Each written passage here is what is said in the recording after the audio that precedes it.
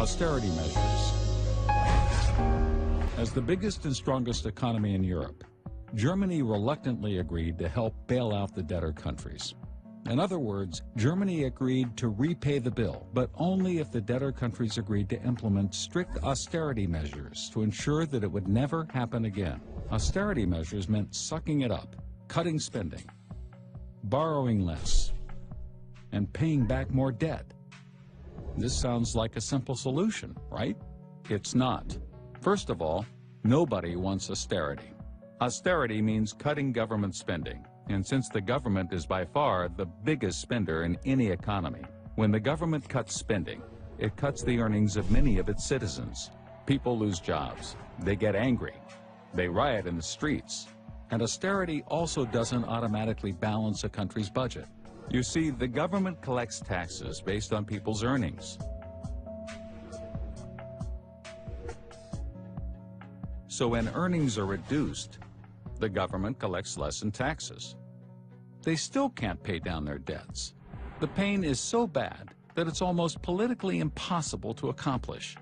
On top of that, there are huge cultural differences within the euro area. Extreme cultural differences.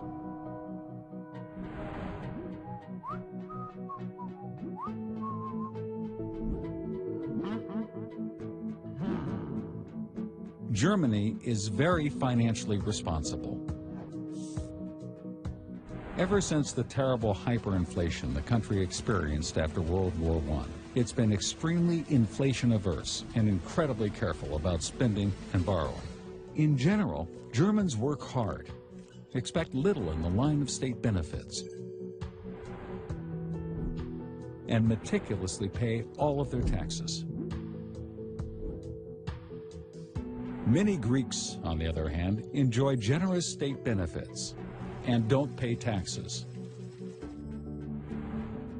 Greece has a terrible problem. It has never collected the majority of the taxes it imposes on its citizens, and it's always been this way.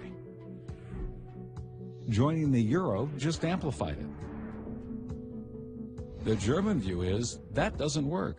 If you want our money, you need our morals. As the debtor countries headed towards default, the whole continent of Europe was in danger. Even though the economies of the debtor countries are relatively small, they posed a huge threat because the European financial system is so interconnected, precisely because of the euro. Remember, the debtor countries borrowed money from banks, investors, and other governments throughout Europe. As the debtor countries get closer to default, everyone who lent them money becomes weaker, and everyone who lent those lenders money also becomes weaker, and so on and so forth.